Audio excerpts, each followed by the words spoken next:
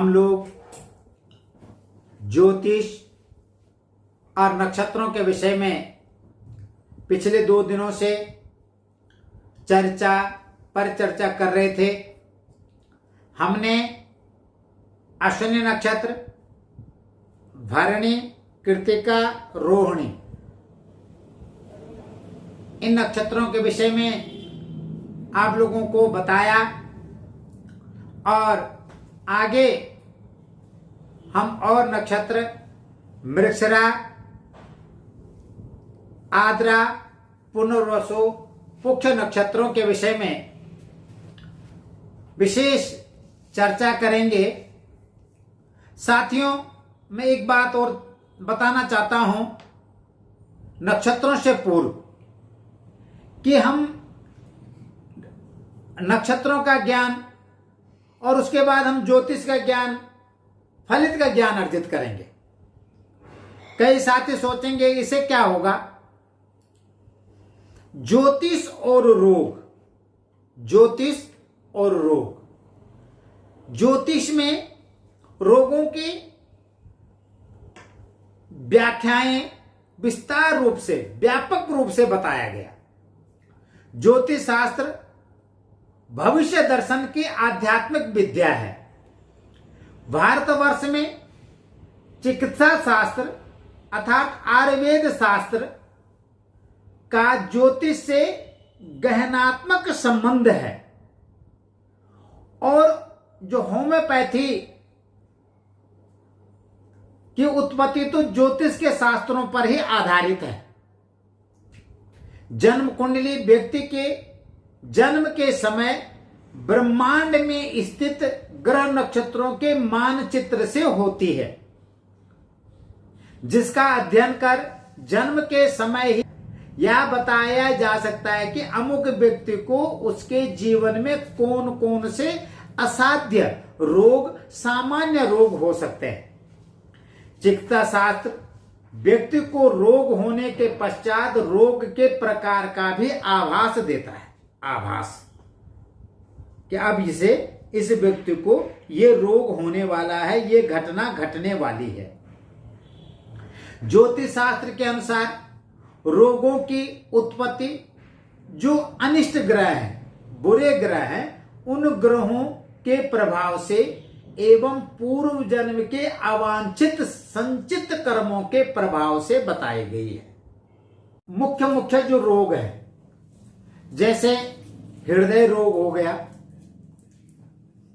और डायबिटीज रोग हो गए, या पाइल्स जिसे हम बवासीर कहते हैं रोग हो गया, ब्लड प्रेशर से संबंधित रोग होता है। तो ये जन्म कुंडली में ग्रहों के अनुसार वह विद्यमान है।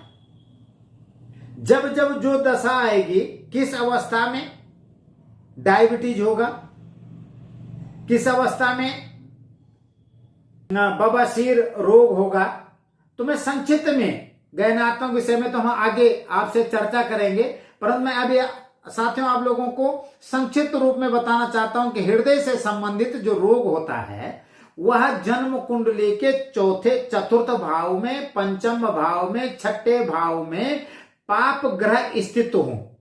फिर देख लो, जन्म कुंडली के चतुर्थ भाव, पंचम भाव, छठे भाव में पाप ग्रह स्थित हो तो वो और उन पर शुभ ग्रहों की दृष्टि न हो।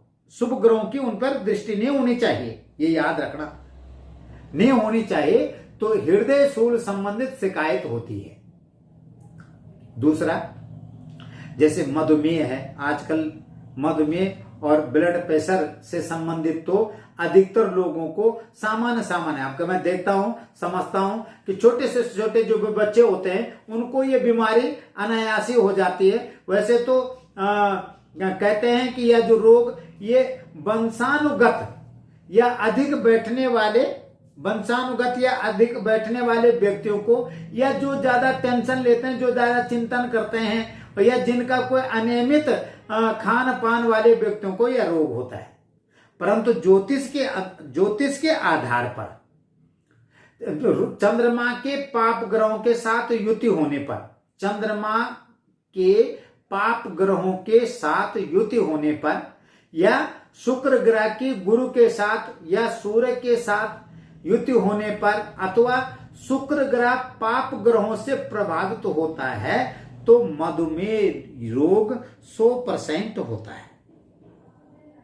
ऐसे ही बवासीर जो रोग होता है, पाइल्स जो रोग होता है, सप्तम स्थान में स्थित मंगल, लग्न में स्थित शनि की दृष्टि हो तो पाइल्स रोग होता है।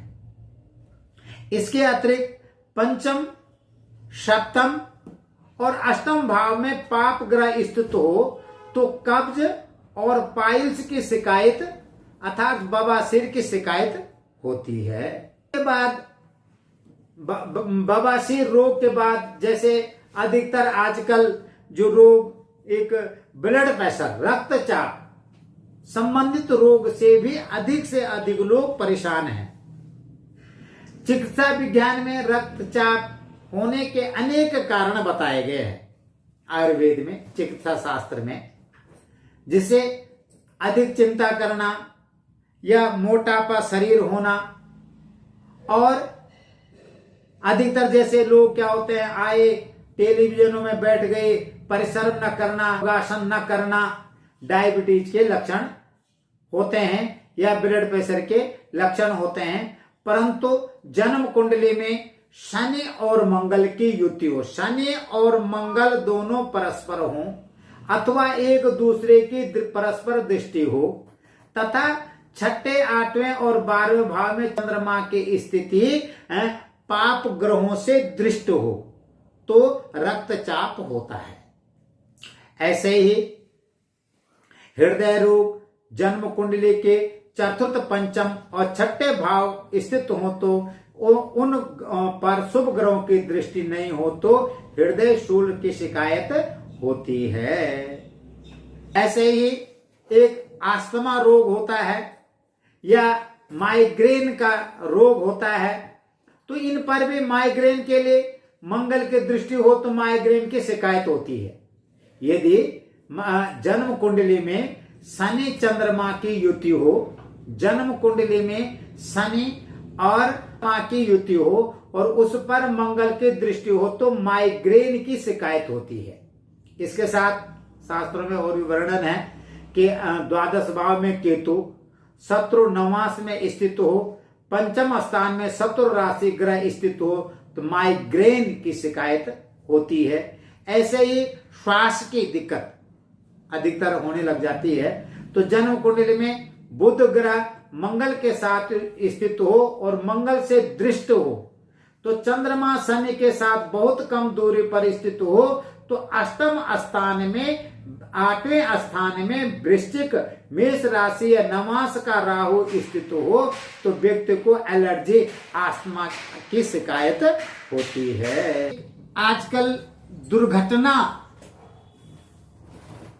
एक्सीडेंट जिसे कहते हैं, बार बार दुर्घटनाएं व्यक्ति के जीवन में आती है, चोट भय लगता है, तो अष्टम भाव में मंगल और राहु, केतु, शनि शत्रु राशि में स्थित हों या नवांश में उनकी स्थिति अच्छी नहीं या किसी शुभ ग्रहों की दृष्टि उन पर न हो तो बार बार दुर्घटनाएं होती है, बार बार चोट लगती है।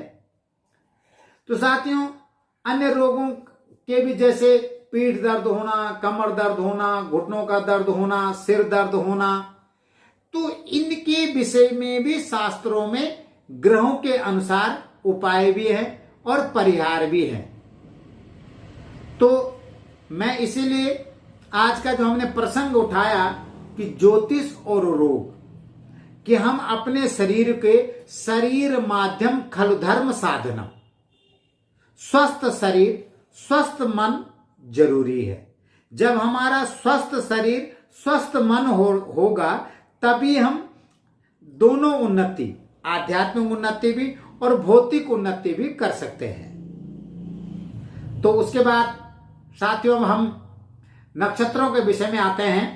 अश्विनी नक्षत्र, भरणी नक्षत्र, कृतिका और रोहिणी, इन नक्षत्रों विषय में हमने चर्चा की। आगे के जो नक्षत्र हैं मृगशिरा नक्षत्र हैं। मृगशिरा नक्षत्र ये नोट भी कर दीजिए कि मृगशिरा नक्षत्र वृष राशि और मिथुन राशि वालों की होती है। मृगशिरा नक्षत्र का देवता चंद्रमा है। मृगशिरा नक्षत्र का स्वामी मंगल है। इस नक्षत्र में व्यक्ति पर मंगल का बहुत ज्यादा प्रभाव होता है और ये लोग विद्वान होते हैं, समझदार होते हैं और किसी भी कार्य करने की एक दक्षता होती है। इसके भी 4 चरण, प्रत्येक ग्रहों के 4 चरण होते हैं। तो इसके भी प्रथम चरण का स्वामी सूर्य देव है, द्वितीय चरण का स्वामी बुध है और तीसरे चरण का स्वामी शुक्र है और चौथे चरण का स्वामी मंगल है। और अब आता है आद्रा नक्षत्र। इस नक्षत्र का जो देवता है आराध्य देव भगवान शिव हैं और इस नक्षत्र का स्वामी राहु है। इस नक्षत्र वाले व्यक्ति पर जीवन पर्यंत बुध और राहु का प्रभाव बना रहता है। पहले भी मैंने आप लोगों को बताया कि जन्मांक कुंडली में राहु बुध कहीं भी हो, यदि वो 6, 8, 12 में या 12वें स्थान में या यदि वो शत्रु राशि के नवांशक में भी होते हैं तो प्रभाव जरूर कम पड़ता है। प्रथम चरण में आद्रा नक्षत्र का प्रथम चरण का स्वामी बृहस्पति और दूसरे चरण का स्वामी शनि, तीसरे चरण का स्वामी भी शनि होता है और जो चतुर्थ चरण आद्रा नक्षत्र का है उसका स्वामी बृहस्पति होता है। और आद्रा नक्षत्र का चतुर्थ चरण वाला जो व्यक्ति होता है वह संवेदनशील, अनुकंपा और आध्यात्मिक का द्योतक है। पुनर्वसु नक्षत्र, देखिए मैं एक चीज और कहना चाहता हूं कि जो मैं आप लोगों के साथ नक्षत्रों के विषय में चर्चा कर रहा हूं, फलित के लिए कौन से नक्षत्र का ग्रह है। ग्रह अर्थात मंगल किस नक्षत्र में बैठा हुआ है, बुध किस नक्षत्र का स्वामी है, ये चीज फलित के लिए बहुत जरूरी है। जिस विषय में हम चर्चा कर रहे हैं वो एक नींव है। यदि हमारी नींव मजबूत होगी तो हम आने वाले समय में ज्योतिष के विषय में गहनात्मक परिचर्चा कर सकते हैं। तो पुनर्वसु नक्षत्र है, इसके देवता अदिति है और नक्षत्र का स्वामी बृहस्पति है। इस नक्षत्र वाले व्यक्तियों पर दैवीय शक्तियां, जो आध्यात्मिक लोग होते हैं जिन पर बार बार परमात्मा की अनुकंपा बनी रहती है, वो पुनर्वसु नक्षत्र वाले व्यक्ति होते हैं जिन्होंने पूर्व जन्म में अच्छे कर्म किए हों। तो प्रथम चरण का स्वामी मंगल, द्वितीय चरण का स्वामी शुक्र, तृतीय चरण का स्वामी बुध, चतुर्थ चरण का स्वामी चंद्रमा। अब है पुख्य नक्षत्र। पुख्य नक्षत्र कर्क राशि होती है और मैं ये बताना चाहता हूं आप लोगों को कि 27 नक्षत्र में जो पुख्य नक्षत्र है, बड़ा जैसे रोहिणी नक्षत्र में भगवान का जन्म हुआ था, ऐसे ही पुख्य नक्षत्र में भगवान विष्णु का जन्म हुआ। भगवान विष्णु ने या भगवान नारायण ने जब जब जो भी, चाहे वो राम अवतार में जन्म लिया हो, कृष्ण अवतार में जन्म लिया हो या अन्य अवतारों में भी जो भी जन्म लिया हो, वह पुख्य नक्षत्र का वहां विशेष महत्व है। तो पुख्य नक्षत्र का देवता बृहस्पति, स्वामी शनि देव हैं और प्रथम चरण का स्वामी सूर्य, द्वितीय चरण का स्वामी शुक्र और द्वितीय चरण का स्वामी बुध, तृतीय चरण का स्वामी शुक्र और चतुर्थ चरण का स्वामी मंगल है। तो ये हमने आज 8 नक्षत्रों के विषय में परिचर्चा की। मुझे आशा ही नहीं, पूर्ण विश्वास है कि जो मेरे साथी इस वीडियो को देख रहे हों या सुन रहे हों तो नक्षत्रों का ज्ञान अच्छी तरह दिल दिमाग में बिठा रहे हों। तो आज का प्रसंग यहीं पर समाप्त करते हैं। धन्यवाद, नमस्कार।